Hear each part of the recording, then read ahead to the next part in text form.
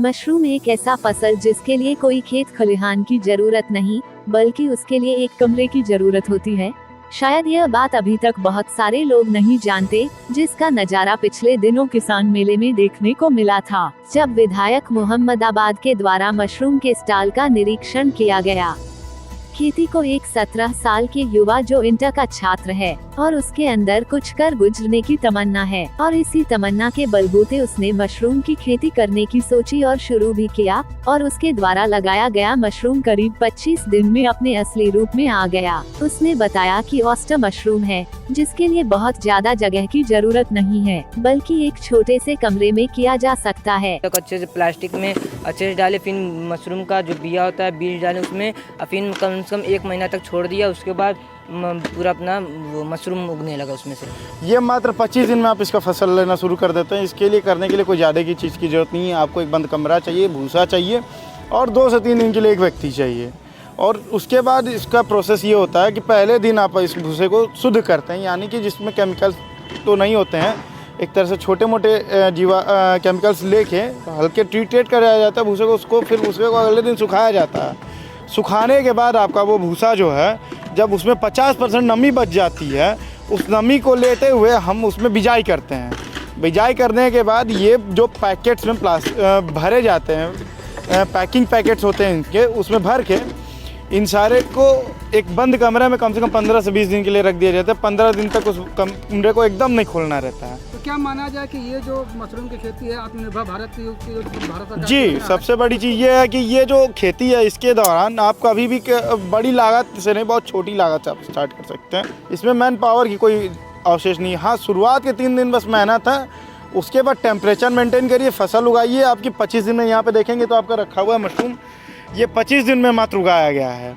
और ये देखिए, इसके अगले 1 महीने तक आप लगातार इससे निकाल के इसकी सेलिंग भी कर सकते हैं। इसकी सेलिंग में भी आप शुरुआती स्टेज में अच्छी आमदनी के तौर पे अगर अच्छा मार्केट आप बिल्ड कर लेते हैं अपना स्वयं, तो कम से कम 150 रुपये से लेके 350 रुपये किलो तक का ताज़ा मशरूम बेच सकते हैं।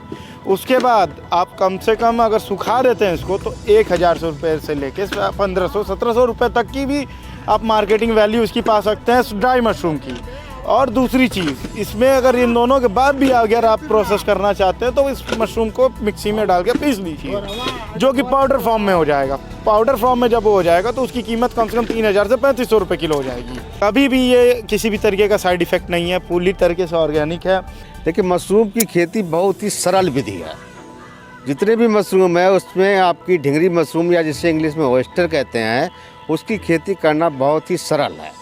इसमें क्या करते हैं कि खेती में सिंपल गेहूं का भूसा या धान का भूसा या खेतों में जो भी आपका फसल अवशेष होता है, उस पर हम इसकी खेती कर सकते हैं। इसकी खेती कमरों के अंदर होती है। वो कमरे चाहे कच्चे हैं, पक्के हैं या घास फूस की झोपड़ी है, कोई बात नहीं, किसी भी प्रकार का कमरा हो, जिस प्रकार के कमरे में मनुष्य रह सकता है उसमें इसकी खेती की जा सकती है। और इसकी खेती में क्या चाहिए होता है, इसमें एक स्पान होता है जो कि मशरूम का बीज उसे बोलते हैं। इसमें करने के लिए सबसे पहले क्या करते हैं, गेहूं के भूसे को हम शोधित करते हैं। 2 प्रकार से शोधित करते हैं।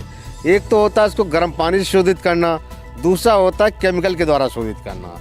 क्योंकि गर्म पानी से शोधित करने के लिए आपको थोड़ा बड़ा सा एक सेटअप बनाना पड़ेगा, तो थोड़ा सा मुश्किल हो जाता है, लेकिन गर्म पानी से शोधित करना अच्छा रहता है। लेकिन केमिकल द्वारा शोधित करने में क्या करते हैं, 10 किलो भूसे को जूट के बोरे में भर लेते हैं और उसके बाद क्या करते हैं कि 100 लीटर पानी एक ड्रम में, और उसमें 100 ml फार्मलिन और 10 ग्राम बवस्टीन, इन तीनों चीज़ों का घोल बना करके उस बोरे को उसमें डिप कर देते हैं। 20 से 22 घंटे तक उस बोरे को डिप करते हैं। डिप करने के बाद अगले दिन उसको निकाल देते हैं। जब उसका पानी संपूर्ण रूप से निथर जाए, फिर उस भूसे को हम बढ़िया से सुखा लेते हैं। इतना सुखाते हैं कि उसको हाथ से उठाइए, पानी टपकना नहीं चाहिए। इस कंडीशन का अगर हो गया है तब उसमें 2.5 से 3% की दर से इसकी स्पानिंग कर देते हैं, मतलब बिजाई कर देते हैं। बिजाई करने का मतलब यह है कि आपने भूसे जो फैला हुआ था उसमें जब मॉइस्चर कम हो गया 60 से 65% तक, तो उसमें उसकी बिजाई कर दी। तो बिजाई कितनी करेंगे, 2.5 से 3%। इसमें होता क्या है, जो भूसा आपने भिगोया था भीग करके 3 गुना हो जाता है। और जैसे 10 किलो भूसा लिया था, भीग करके 3 गुना 30 किलो हो गया। उस 30 किलो में 750 ग्राम से 900 ग्राम तक बीज मिला देंगे। बीज को बढ़िया तरीके से मिलाने के बाद इसको 3-3, 4-4 किलो के बैग या 5 किलो की पॉलीथीन लेकर के उसमें भर देते हैं। भरने के बाद उसमें चारों तरफ 12-15 छेद बना देते हैं। छेद बनाने के बाद हम उसको उस कंडीशन पे रखेंगे जहाँ पर 20 से 25 डिग्री टेम्परेचर हम उसको दे सकें। 15 दिन तक ऐसे रखा रहेगा। उसके बाद क्या होगा, 15 दिन बाद पूरा इसका माइसीलियम होता है, जो कवक जाल होता है, वो फैल जाता है। उस कवक जाल फैलने के बाद आप चाहें तो उस पूरे बैग के चारों तरफ पट्टी के रूप में काट सकते हैं। काटने के बाद डेली उस पर पानी का स्प्रे करना शुरू कर देंगे। अब स्प्रे करने के 7-8 दिन बाद आपका मशरूम आने लगता है पिनहेड कंडीशन में। वही 3-4 दिन में बढ़ के बड़ा सा मशरूम बन जाता है। फिर उसको तोड़ लेते हैं। मशरूम की अगर हम बात करें तो जो आस्था मशरूम है, इसमें कौन कौन से औषधीय गुण मिलते हैं और क्या लाभ होते हैं? हाँ, ये देखिए, जैसा आपने प्रश्न किया कि इसमें कौन कौन से पोषक तत्व होते हैं। सबसे पहले मैं बताना चाहूँगा, मशरूम प्रोटीन का बहुत अच्छा सोर्स है। बहुत अच्छी क्वांटिटी में प्रोटीन पाई जाती है। जो आपका फ्रेश मशरूम होता है उसमें 3 से 3.5% प्रोटीन होती है, लेकिन वही मशरूम सुखा लिया जाए तो प्रोटीन की मात्रा 30 से 35% तक हो जाती है। मतलब 1 किलो मशरूम है तो 300 से 350 ग्राम सूखा हुआ 1 किलो मशरूम है तो 300 से 350 ग्राम आपकी वो प्रोटीन हो जाती है। अब वो ऐसी प्रोटीन होती है जिसे हम क्वालिटेटिव प्रोटीन कहते हैं। क्वालिटेटिव प्रोटीन का मतलब बहुत ही सुपाच्य होती है और कुछ ऐसे उसमें अमीनो एसिड होते हैं जो कि अन्य बाहर अनाजों में नहीं पाए जाते हैं। जैसे कि आपका lysine, tryptophan, 2 essential amino acid हैं जो आपके मशरूम में पाए जाते हैं और जिसके कारण मशरूम बहुत ही क्वालिटेटिव बन जाता है। प्रोटीन बहुत अच्छी मात्रा में सुपाच्य हो जाती है। हमारी बॉडी इसकी प्रोटीन को करीब 80 से 85% तक डाइजेस्ट कर लेती है। अन्य सोर्स जो प्रोटीन के जैसे मांस का प्रोटीन हो गया या अनाजों का प्रोटीन हो गया, हमारी बॉडी मात्र 35 से 40% तक डाइजेस्ट कर पाती है, लेकिन मशरूम की प्रोटीन को 80 से 85% तक हमारी बॉडी डाइजेस्ट कर लेती है। इसके अलावा मिनरल्स, इसमें मिनरल्स जो भी जैसे कि आयरन हो गया, इसमें कॉपर हो गया, इसके अलावा पोटेशियम हो गया, फास्फोरस हो गया, सभी प्रकार के मिनरल्स जो हमारी बॉडी का आवश्यक हैं वो इसमें सारे पाए जाते हैं। विटामिन्स में आपको विटामिन ए और डी को छोड़कर सारे विटामिन इसमें लगभग पाए जाते हैं। लेकिन विटामिन डी क्या होते हैं? विटामिन डी को सिंथेसाइज करने वाले इस मशरूम के अंदर प्रिकर्सर पाए जाते हैं।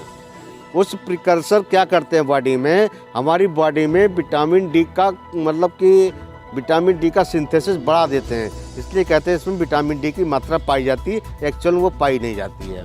तो और इसके प्रोटीन खा करके हम अपने समाज में कुपोषण की समस्या से निजात पा सकते हैं और इससे डायबिटीज़, एंटी डायबिटिक भी होता है, कोलेस्ट्रॉल लेवल को भी कम करता है और जिसको किसी को विभिन्न प्रकार की समस्याएं हो जाती है बॉडी में, तो उन सभी समस्याओं को ये कम करने में काफ़ी मदद करता है। एंटी ट्यूमरस भी होता है, कोई मशरूम तो एंटी कैंसरस भी पाया जाता है। तो इस प्रकार अगर मशरूम का सेवन करते हैं तो उसमें बहुत प्रकार के जो विभिन्न प्रकार के रोगों से लड़ने की क्षमता होती है।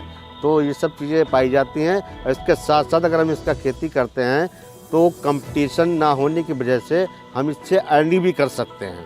अर्निंग करने पर क्या होगा, जितना हम मशरूम उगाते हैं, तो सपोज करो कि आपने 1 किलो मशरूम उगाया, उसमें करीब आपका 40 से 45 रुपये खर्चा आता है, लेकिन मार्केट में उसका रेट आपका 90 से 100 रुपये मिल जाता है। मतलब 1 किलो मशरूम पे 50 से 55 रुपये की आय भी की जा सकती है।